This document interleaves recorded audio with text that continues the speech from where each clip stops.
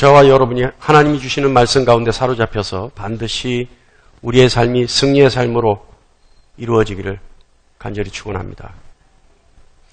자, 여러분 이제 잘 집중해서 들어보셔야 돼요.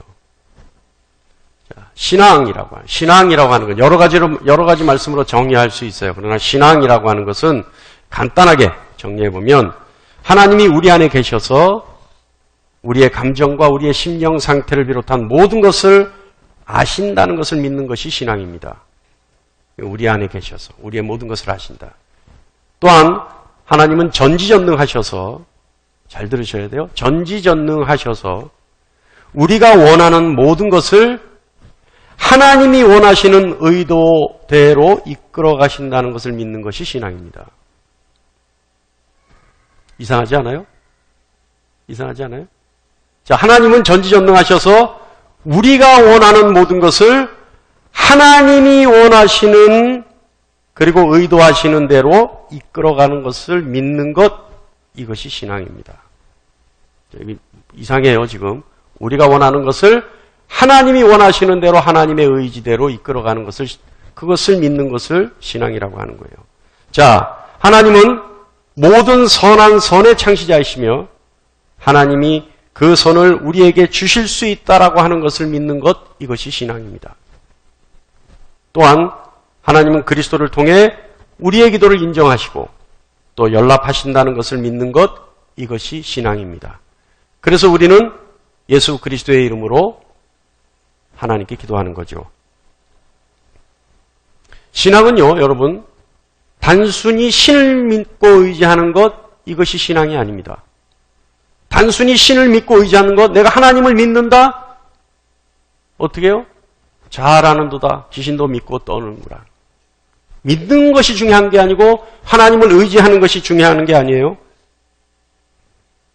신앙이라고 하는 것은 하나님을 자신의 삶에 개입하게 하고 또 간섭하시고 이끌어 가시도록 자기 자신을 용납하는 것, 이것이 신앙입니다.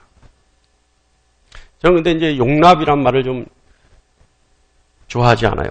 근데 자기 자신을 하나님이 자기 자신의 삶에 개입하시고 간섭하시고 이끌어 가시도록 자기 자신을 용납하는 것, 신앙이라고 정의를 했습니다만 저는 용납이란 말을 좋아하지 않아요. 저는 그냥 무장해제가 제일 맞는 말 같아요. 무장해제. 내가 무장해제 당하는 거예요. 하나님 앞에. 그래서 하나님이 철저하게 나를 이끌어 가시도록 내가 무장해제 되는 거예요. 용납이라고 하는 것은요, 왜 제가 싫어하냐면 우리는요, 하나님 앞에 우리의 삶과 우리의 의지를 결정할 수 있는 주권이 없어요. 하나님 앞에서는.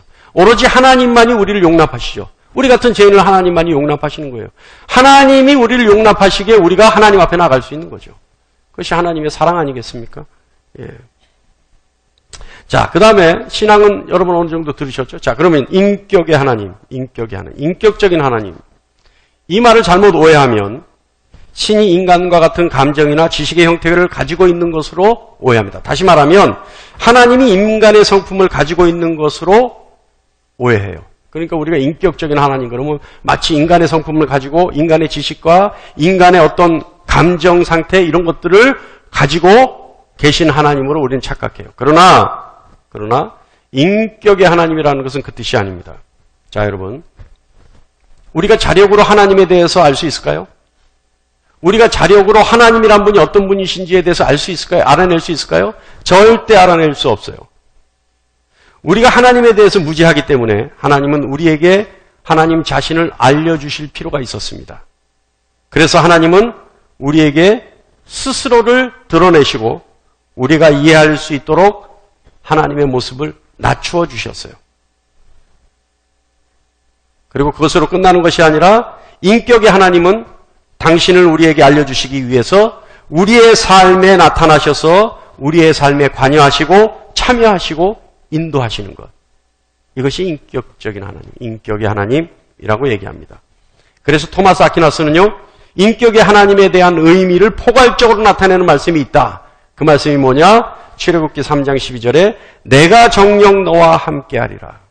이 말씀이 인격의 하나님을 나타내는 그 의미를 포괄적으로 나타내는 말씀이다라고 얘기했어요. 뭐냐 하면 함께 하신다는 것은 관여하는 것이고 참여하는 것이고 인도하시는 것이죠.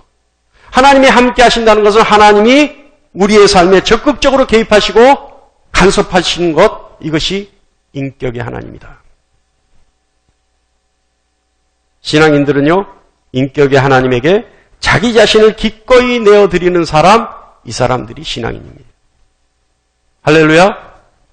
그러니까 아까 우리가 신앙에 대해서 얘기했잖아요. 그런데 신앙인이라고 하면 한마디로 정의하면 신앙인은 뭐냐? 자기 자신의 삶을 하나님께, 다시 말하면 하나님이 개입하시고 간섭하실 수 있게 적극 내드리는 것, 이 사람들이 신앙인이에요. 자, 잘 생각하시고. 자, 본 말씀 봅니다. 오늘 본 말씀은요, 본문 말씀, 오늘 우리가 들을 말씀을 이해하려면 지난주 형통에 대한 말씀을 반드시 다시 들어야 돼요.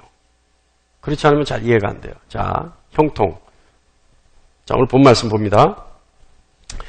요셉에게 하나님이 함께 하시고 형통하게 도와주셨어요. 3절 말씀 보면 그의 주인이 여호와께서 그와 함께 하심을 보고 또 여호와께서 그의 범사에 형통하게 하심을 보았더라. 자, 3절 말씀을 보면 하나님이 함께 하셨다는 것과 형통하도록 도와주셨다는 말씀은 별개의 사건이에요. 그러니까 하나님이 함께 하시는 사건이 있고 하나님이 형통하도록 도와주시는 사건이 따로 있어요.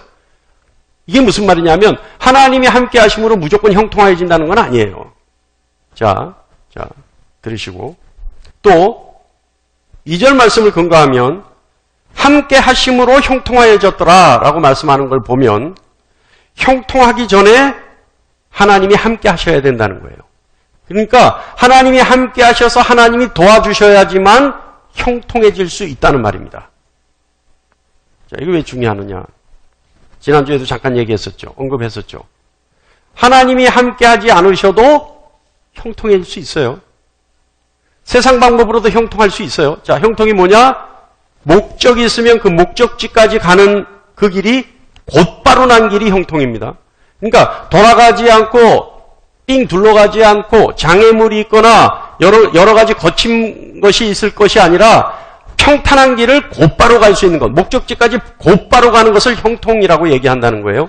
그렇다면 목적지까지 가는 것을 형통이라는 개념으로 이입을 시켜버리면 끝까지 가는 것을 형통이라고 한다면 세상 방법으로도 비록은 좀 돌아갈 수 있고 삥 둘러갈 수 있고 가시밭길을 갈 수 있고 장애물을 넘어갈 수 있지만 목적지에 도달하는 그 의미에서는 형통할 수 있다.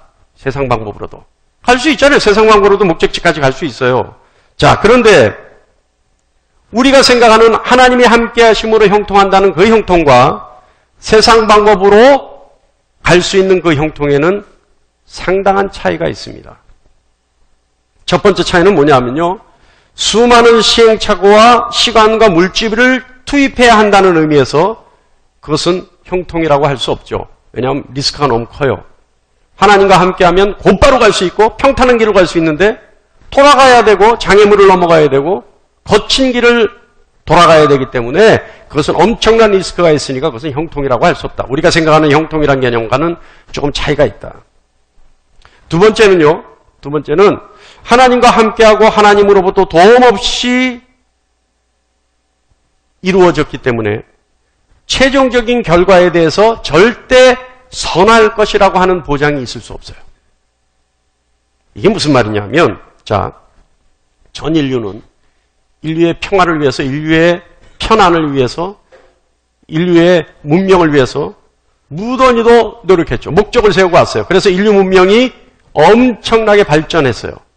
그런데 이 목적을 이루기 위해서 그래서 형통하여졌는데 목적을 이루었는데 사실 환경이 오염돼서 사람이 마실 수 없는 공기가 있고 결국은 사람이 살 수 없는 환경이 되었다면 그 결과가 절대 선하다고 말할 수 없죠. 그렇기 때문에 그것은 우리가 생각하는 형통이라고 얘기할 수 없습니다. 이해하십니까? 네. 자, 또 하나 있어요. 목적을 달성한 결과 많은 물질이 생겼어요. 예를 들어서 목적을 달성한 결과 많은 물질이 형통하여진 결과 세상의 방법으로 형통하여진 결과 많은 물질이 생겼어요. 그런데 그 많은 물질로 말미암아 자신의 삶에 하나님을 필요로 하지 않는다면 그 역시 선하다고 할 수 없죠. 어떻습니까? 아니, 너무 물질이 많아서 이제는 그 물질을 쓰느라고 하나님이 내 삶에 간섭하는 것이 귀찮아졌다면 결과가 선하지 않는데 그것을 형통이라고 할 수 있느냐 이 말이에요. 그건 형통이라고 할 수 없죠. 또 하나 있어요. 목적을 달성하기 위해 하나님을 섬기는 일을 소홀히 할 수밖에 없어졌다면 그 과정부터 선하다고 할 수 없고 그것 또한 형통이라고 할 수 없습니다. 그죠? 목적을 달성하기, 형통하기 위해 너무나 바빠서 하나님 섬기는 일이 소홀해졌다면 그 결과가 아무리 목적을 달성한다 하더라도 그것을 형통이라 얘기할 수 없다 이 말이에요. 그죠? 그렇다면 여러분, 형통은요, 반드시 하나님과 함께하는 형통이어야 합니다. 하나님이 함께 하셔서 하나님이 도와주시는 형통이어야 합니다. 자, 그럼 여러분 하나 물어볼게요. 하나님이 함께 하시면 언제나 형통할까요? 할렐루야. 자, 이거 딜레마입니다. 여기서 대답 잘해야 됩니다. 하나님이 함께 하시면 모두가 언제든지 형통한다. 손. 자, 손 안 들면 안 됩니다.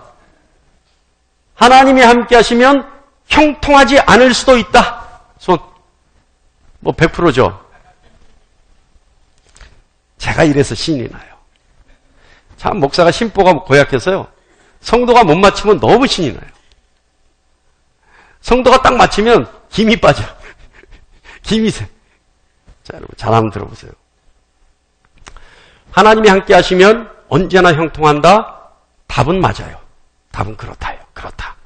그런데 여러분이 지금 언제나 형통하지 않을 수 있다라고 손든 분들, 우리도 다 그렇게 생각하는 거예요.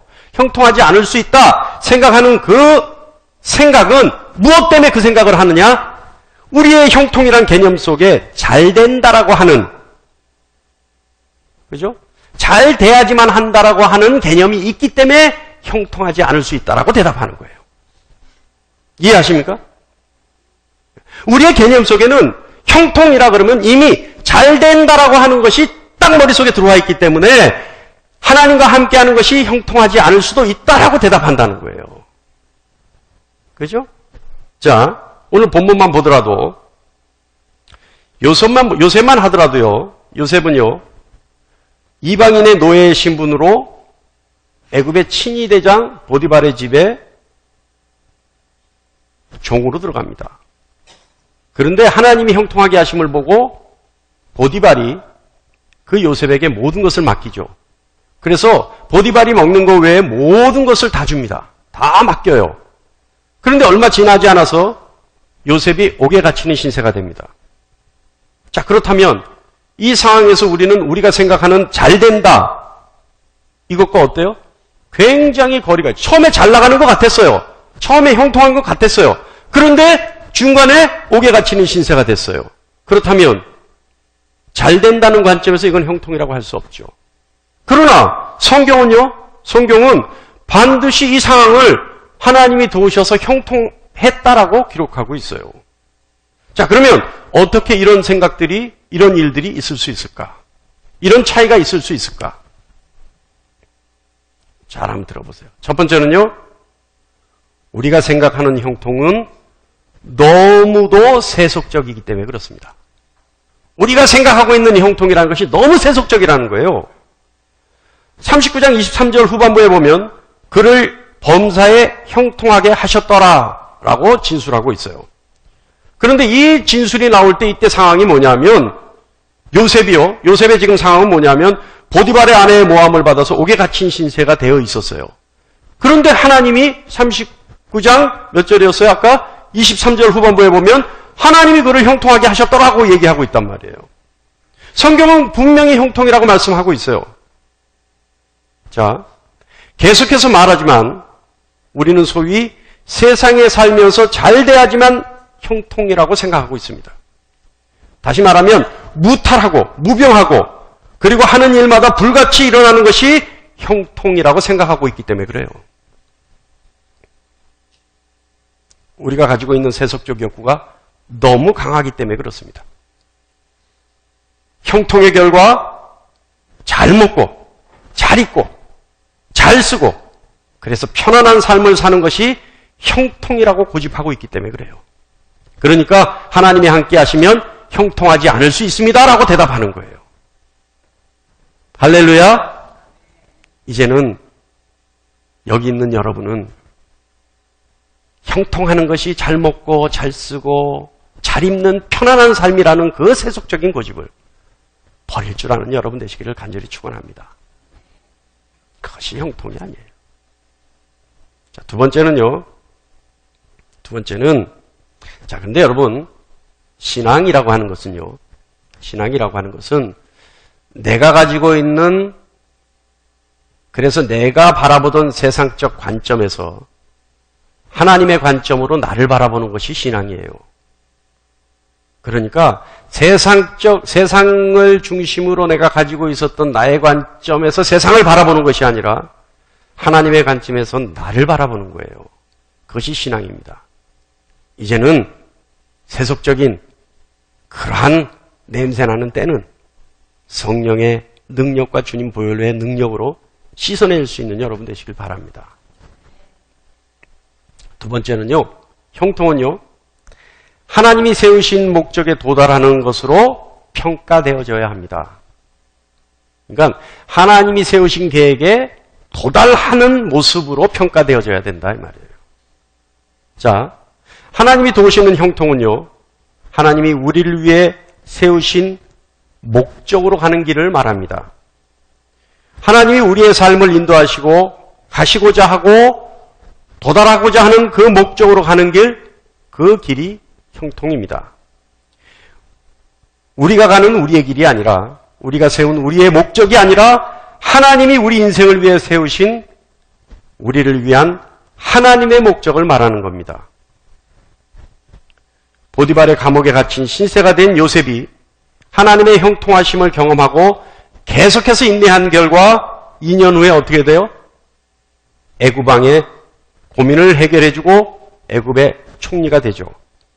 그렇다면 애굽의 총리가 됐을 때 상황을 본다면 보디발의 감옥에 있었을 때 그 상황은 애굽의 총리가 되기 위한 여정에 불과한 것이죠. 그죠? 형제들에게 버림받았을 때 고난은 보디발의 모든 것을 다스릴 수 있는 청지기가 되는 신분 상승의 과정에 불과한 것이고 또 보디발의 집에 갇혔을 때, 옥에 갇혔을 때의 신세는 애굽 총리가 되기 위한 과정에 불과한 거예요. 그죠? 그렇다면 여기서 끝나느냐? 그러면 애굽 총리가 된 것이 형통이냐? 그렇지 않죠. 애굽 왕의 총리가 왜 됐어요? 결국에 가서는 아버지 야곱과 그의 모든 집안을 구원하기 위해서 요셉이 애굽의 총리가 됐어요. 그렇다면 진정한 형통은 뭐예요? 하나님이 원하신 형통은 뭐예요? 하나님이 요셉을 통해서 계획하신 형통은 뭐예요? 야곱 집안 모두를 구원하는 거예요. 그것이 형통이에요. 그렇죠? 그렇다면 형제들에게 버림받은 것도 형통을 위한 길이고 그래서 형통이라고 할 수 있는 것이고 보디발의 집에 청지기가 된 것도 그 여정 가운데 하나였기 때문에 형통이 될 수 있는 것이고 그 옥에 갇힌 것도 총리가 되기 위한 길이었기 때문에 형통이 될 수 있는 것이고 결국에 가서 아버지 야곱을 그 집안을 모두를 구원할 수 있었기 때문에 애굽의 총리가 된 것도 형통이 될 수 있는 거예요. 할렐루야! 그 진리의 말씀을 믿고 하나님을 따라가는 여러분 되시길 바랍니다. 그래서 출애굽기 3장 12절에 내가 정녕 너와 함께 하리라. 그러니까 하나님이 함께 하셔서 가는 길마다 가는 곳곳마다 하나님이 형통하도록 도와주신다면 우리가 생각하는 잘 먹고 잘 쓰고 잘 입고 편안한 삶이 형통이 아니라 하나님이 함께 하시는 것 자체가 형통이 될 수 있는 거예요. 그 목적지 가는 그 여정이 어떠하더라도 그 목적에 형통이 기다리고 있다면 그 길은 형통의 길인 겁니다. 할렐루야. 자, 또 한 번 보죠. 왜 그럼 고난이 있느냐? 왜 그럼 그런 고난이 좀 있느냐? 좀 이왕이면 그냥 좀 가면 되지. 하나님 이왕 쓰시는 거 계속 좀 쓰시면 되지. 왜 가끔 그렇게 그렇게 하시나? 여긴 중요한 이유들이 있어요. 뭐냐면 우리는요, 저와 여러분 잘 알잖아요. 우리는요, 잠시만 틈을 주면 바로 교만해져 버립니다. 바로 교만해져 버려요. 교만이란 게 뭐예요? 세속적인 의미에서 잘난 체 하는 것이 교만인가요? 물론 그것도 포함할 수 있어요. 그러나 진정한 교만의 뜻은 뭐예요? 하나님이 안 계신 것처럼 생각하고 하나님이 안 계신 것처럼 행동하는 것이 교만이에요. 우리 너무도 잘 알고 있지 않습니까? 우리가 형통하여져서, 다시 말하면 잘 먹고 잘 입고 잘 쓰고 그런 형태에서 형통, 바랄 것이 없어진다면 그 다음부터 우리는 어떻게 해요? 저도 마찬가지, 목사인 저도 마찬가지. 그 다음부터 어떻게 해요? 하나님이 내 삶에 개입하시고 간섭하는 것이 귀찮아지기 시작합니다. 그렇지 않아요? 일일이 뭐라고 하는 것 귀찮아져요. 듣고 싶지 않아요. 고생할 때는요, 죽으라고 매달리고 죽으라고 하나님 아니면 저는 죽어요, 못 살아요 하면서도 조금 편해지면 어떻게 해요? 하나님이 이제 그만하셔도 돼요. 하나님이 이제 그만 오셔도 되는데, 하나님이 이제 그만 도와주셔도 되는데, 하나님 도와주시려면 마음껏 로또나 당첨되게 해주시지 계속 이래라 저래라 하시면 곤란한데, 이렇게 되지 않습니까? 어떤 분들 그런 말도 해요. 뭐라 그러는지 아세요? 아이고 내가 교만해질 때 교만해지더라도 한번 저보고 교만하지나 안 해나 보세요. 이런 분들도 있어요. 나는 절대 안 교만해져요, 하나님. 나는 절대 하나님밖에 없어요. 한번 저보고 그런 소리 하세요. 그죠? 한번 하나님이 주고 내가 그렇게 데려간 데는 한번 보세요. 난 절대 그렇게 안 됩니다. 하죠? 근데 여러분 어때요? 하나님이 어떤 분이세요? 우리보다 우리 자신을 더 잘하는 분이 하나님이세요. 그런데 그런 겁박에 하나님이 넘어갈까요? 안 넘어가요, 여러분. 믿음의 조상 아브라함에게 창세기 12장 1절에 뭐라고 하나님 말씀하셨어요? 내가 내게 보여줄 땅으로 가라. 이거 좀 궁금하지 않아요? 왜 하나님이 보여주고 나서 이리로 가라 하지 않고 왜 보여줄 땅으로 가라 하셨는지, 왜 보여줄 거라고 하셨는지, 명령하시면서 좀 보여주고 가라 하면 될 텐데 보여주지도 않고 가라 하셨는지 궁금하지 않으세요? 우리가 창세기 12장 할 때 했었어요. 왜 그러셨다고요? 왜 보여주지 않고 보여줄 땅으로 가라 하셨다고요?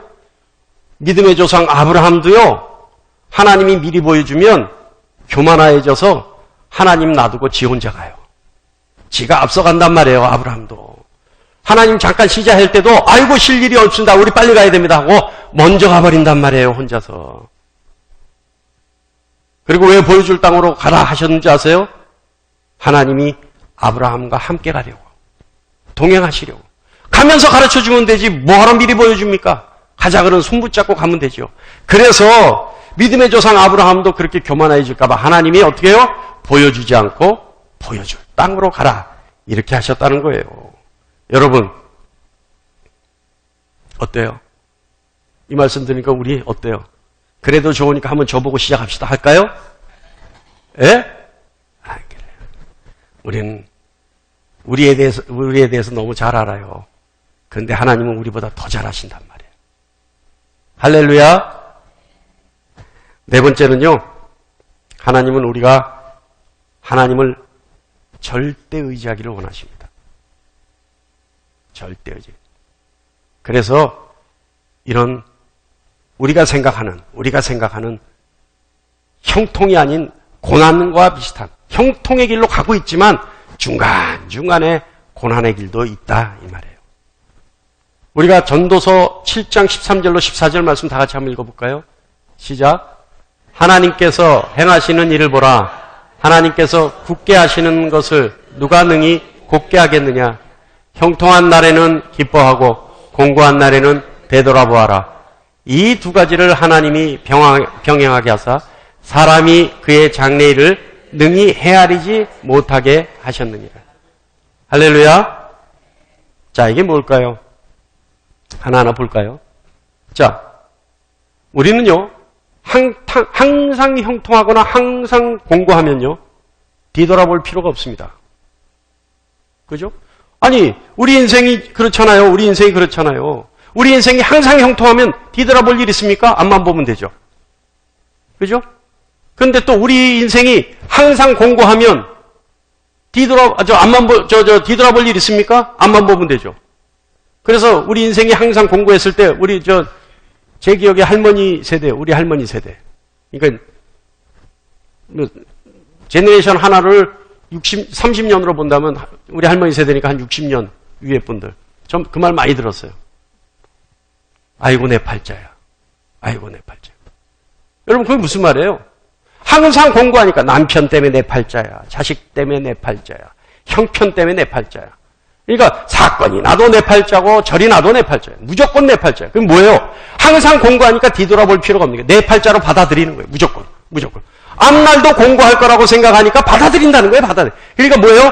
그 한풀이로 그냥 내 팔자만 탓하고 있는 거예요. 그죠? 그러니까 뭐예요? 공부한 날만 이어지니까 앞날에 대한 희망도 없고 아무것도 없고 뒤돌아볼 이유도 없어요. 그냥 하루하루 살아가는 거예요. 그런데 지금 말씀을 보면 뭐예요?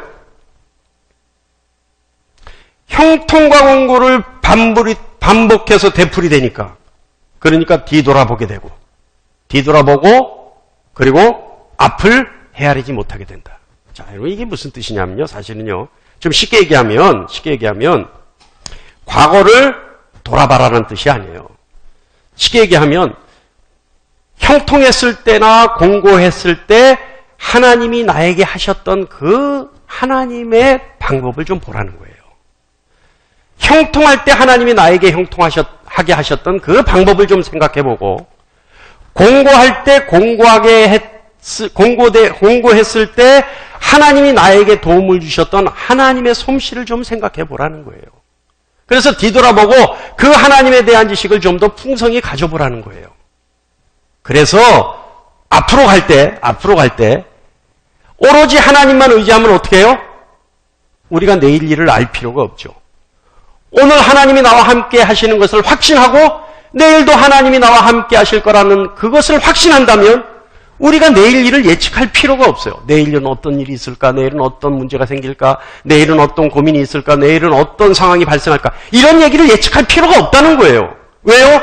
지난 형통 때 하나님의 하신 솜씨를 알고 있고 내가 공고에 빠졌을 때 하나님이 나를 건지신 그 손길을 내가 알고 있다면 어떤 상황에서도 하나님이 나를 어떤 방법으로도 도와주실 것을 믿고 의지하고 있기 때문에 내일에 대한 섣부른 판단 하지 않는다는 거예요. 이 말씀이 그 뜻이에요. 그러니까 형통했을 때나 공고했을 때 하나님이 너에게 하신 그 하나님에 대한 지식을 좀 풍성하게 쌓아서 뒤돌아보고 쌓아서 앞의 일을 섣불리 예측하지 말고 언제나 하나님이 함께 하신다는 사실만 믿고 의지하면 된다라는 뜻이에요. 할렐루야. 그래서 하나님은요 우리의 인생길이 형통한 것 같지만 공고할 때가 있고 공고한 것 같지만 형통할 때가 있는 것으로 만들어 놓으셨어요. 그래서 우리가 언제나 하나님만을 의지할 수 있게 언제나 하나님만을 기대할 수 있게 그래서 우리 앞날을 우리 마음대로 설계하고 미래를 예측하는 것이 아니라 판단하는 것이 아니라 매일매일 매순간 하나님만을 의지할 수 있게 만들어 놓으신 겁니다. 그러나 결과는 어때요? 형통이에요. 할렐루야! 이제는요, 여러분 제가 부탁합니다. 세속적인 생각 좀 버리세요. 그죠? 이제 우린 신앙인이잖아요. 우린 예수쟁이잖아요. 우린 예수밖에 모르는 사람이잖아요.